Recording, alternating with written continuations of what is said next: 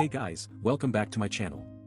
I know we've been on a bit of a break lately, but I'm finally sitting down to record some content that's actually been eating away at me for weeks now. So, basically, you all know how much I love sharing my life with all of you through this channel, and I'm hoping that by talking about what's been going on, I can finally process everything. Okay, so let's start from the beginning. I've been living with Nash for a few months now, and we get along pretty well. We both work as freelancers, so it's nice to have someone around who understands the struggles of chasing clients and meeting deadlines. Marin is our friend who lives in the apartment below us. She's always popping up at our doorstep with a fresh batch of baked goods or asking for advice on her latest creative project. We all get along pretty well, which is great, but also kind of weird because we're all so used to having each other around that it feels like we're just a big family. Which, let's be real, I guess we kind of are. But what's not weird is how much I've been trusting Nash with my stuff lately. Like, I'll leave my laptop or my wallet on the kitchen table, and he'll be like, "Oh, sorry about that, Zena," when I inevitably find out it's missing. At first, I thought maybe I was just being paranoid because we all have a pretty relaxed living situation. But then it kept happening, things would go missing, only to show up again days later. And not just small stuff either, I'd find like $20 or something missing from my purse, and at first I just wrote it off as me forgetting where I put it. But the thing is, these were all pretty expensive items. Like, my favorite boots went missing for a week straight, and then turned up in Nash's room with no explanation. And that was when I started to get suspicious. So, I decided to do some digging, literally.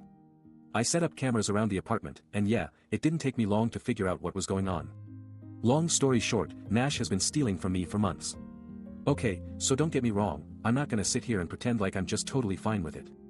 But at this point, all I can do is try to process everything that's happened and figure out why this kept going on for so long.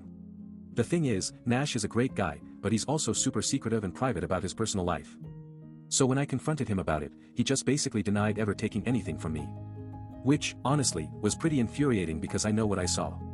And the worst part is that I feel so guilty for even thinking this about my roommate. We've been friends with Marin together since college, and I don't want to be that person who turns on someone they care about. But here's the thing, I'm not gonna let it go just yet. I need to know what was going through his head when he kept taking from me like that. And more importantly, how did we even miss this for so long? Like, didn't Marin notice anything?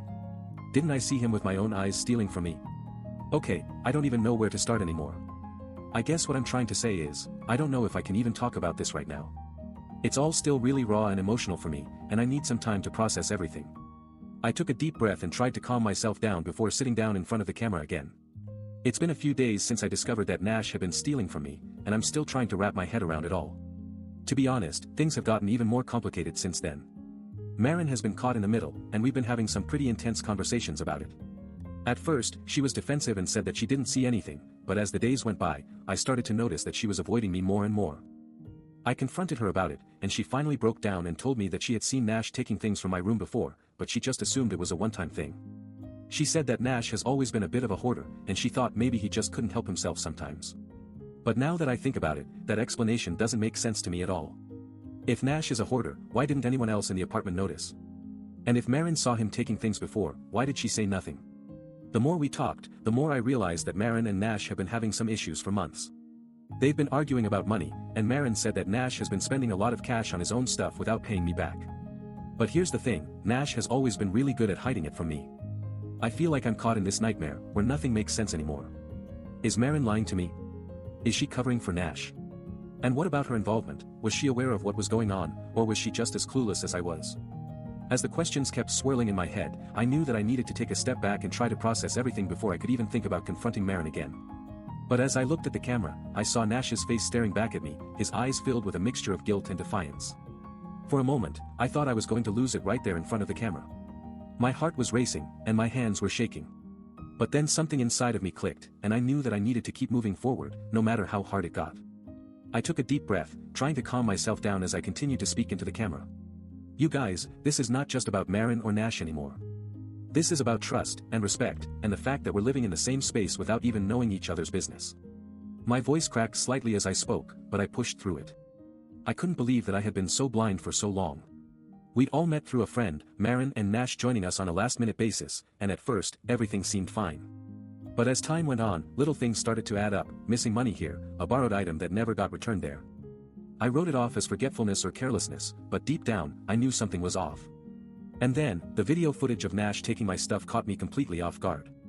I couldn't even begin to process how I felt at that moment, shock, anger, betrayal all mixed together in a toxic cocktail. But what really got my blood boiling was when I saw Marin watching the video with me, her expression unreadable. For a few tense moments, we just stared at each other, neither of us saying anything. The air was thick with unspoken words and unresolved tension. Finally, Marin broke the silence, her voice barely above a whisper. "I didn't know," she said, her eyes cast downward in shame. "But I wasn't buying it." "Didn't know?" I repeated, my tone dripping with skepticism. "Marin, you've been living with me for months, and not once did you ask me how much money was coming in or where my stuff was going. How could you be so oblivious to the fact that Nash was taking advantage of me?" Marin looked up at me, her eyes flashing with a mix of fear and determination. "I didn't want to get involved," she said again, her voice firm this time.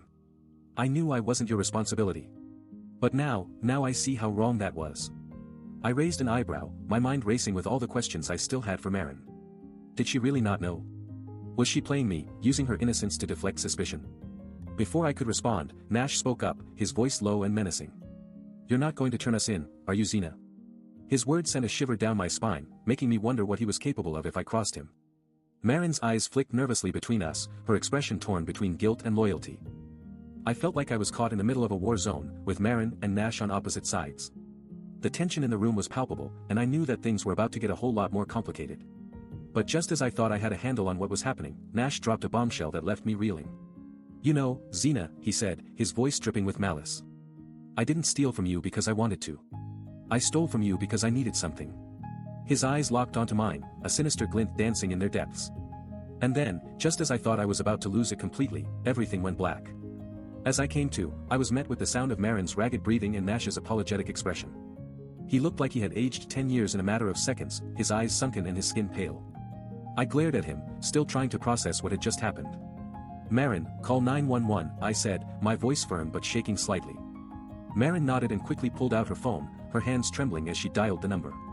Nash looked like he was about to pass out, so I leaned against him, holding him up with one hand. As we waited for help to arrive, Nash told me everything, how he had been struggling financially, how desperate he felt when he saw our shared savings account dwindling, and how he had lashed out in desperation. He apologized over and over again, his words spilling out in a rush as the reality of what he had done began to sink in. When the paramedics arrived, Nash was rushed off to the hospital for treatment, but I stayed behind with Marin. We sat in stunned silence, our minds reeling from the revelations. Eventually, Marin spoke up, her voice barely above a whisper. "I'm so sorry, Zena. I had no idea he was struggling like that." I nodded, trying to process my own emotions. Part of me was angry and hurt, but another part of me felt a wave of compassion wash over me. Nash's behavior had been despicable, but the desperation behind it was heartbreaking. As we waited for Nash to recover, Marin and I had a long conversation about what had happened. We talked about boundaries, about trust, and about the ways in which we enable each other's bad habits. It was cathartic, in a way, finally being able to confront the issues that had been simmering beneath the surface of our living situation. When Nash was discharged from the hospital, I knew it was time for us to have another conversation, this one about moving out and finding new accommodations. It was hard to let go of the life we had built together, but I knew it was necessary. We said our goodbyes, and as Marin walked out with a small bag of her belongings, I couldn't help but wonder what Nash's future held. Looking back on that chaotic few hours, I'm still not sure how things would have turned out if Nash hadn't faked his own collapse. Would we still be living together, struggling to make ends meet? Or had the universe intervened to nudge us in a different direction? I'll never know for sure, but one thing's for certain, that experience taught me a valuable lesson about the importance of trust, communication, and setting boundaries. And honestly, I'm grateful for it.